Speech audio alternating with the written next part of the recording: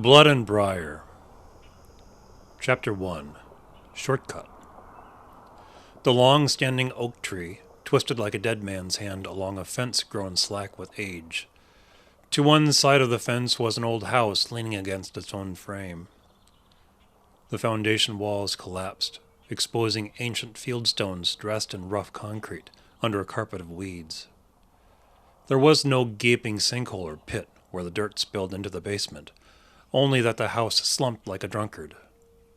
The windows and door frames fell out of square, some panes of glass cracked from the pressure of the shifting structure.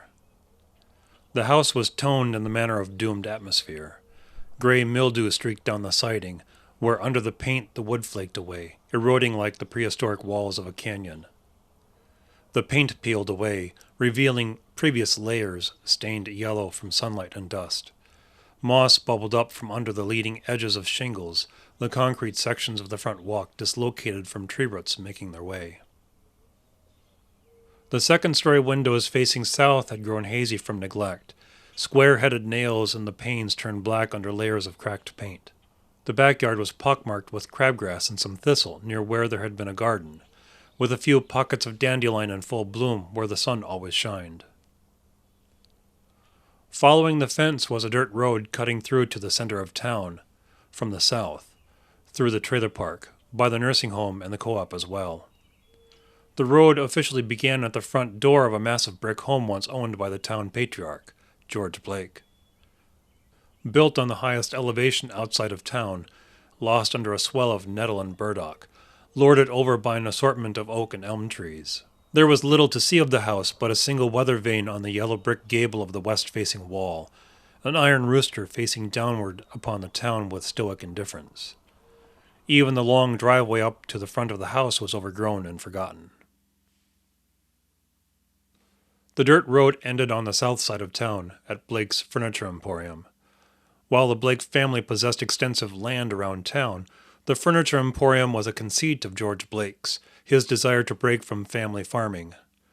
The furniture shop competed poorly with established brands, giving George Blake the necessary excuses against the demands of his family.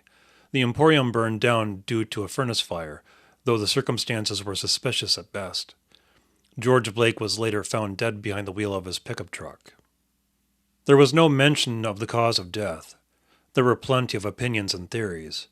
George Blake owed sizable legitimate and illegitimate debts, so it was suggested as a suicide by those few daring to utter such gossip. The better town folk didn't talk about such things. Conspiracy of murder, blackmail, and fraud followed as Blake's wife vanished around the same time as the fire. The Emporium remained a gutted shell since. The extended remnants of the Blake family remained only as second cousins and elderly half-uncles, far removed from the once influential landowners. From a distance, the Emporium's steel frame stood out from the treetops, through the piles of concrete and brick, the burnt beams and floorboards long since rotten. The ruin was a singular moment for the Blake family, a shred of the past that couldn't let go of the present. The black char that had leached into the concrete had since weathered away, leaving a chronic gray that killed any color from the weeds growing along the remaining walls.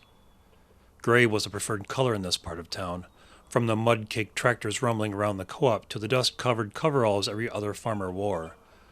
The trailer homes were shades of gray, with the thoughtless imposition of bargain basement caskets. This was farm country, and it was tornado season. The dirt road was uneven, gouged with some large potholes. The washboard surface came from heavy trucks and farm machinery taking the shortcut into town, and adolescents in rust buckets avoiding the Saturday night speed trap. Through summer, this narrow road was a thoroughfare for kids walking to the convenience store from the public pool on the other side of the trailer park. Thirsty for cold sodas and hungry for the $1.50 cheeseburgers and pizza, the children took on the spastic character of the crows that circulated among the treetops in the center of town. Restless and making a racket, they pranked each other as they made their way along the road, taken by an incomprehensible appetite for fun. The low oak branches shaded their way, the tall kids jumping to the higher branches to pester the birds, daring anyone to jump higher. The highest branches were a haven for the birds that swarmed out of reach of the taunting. The kids laughed.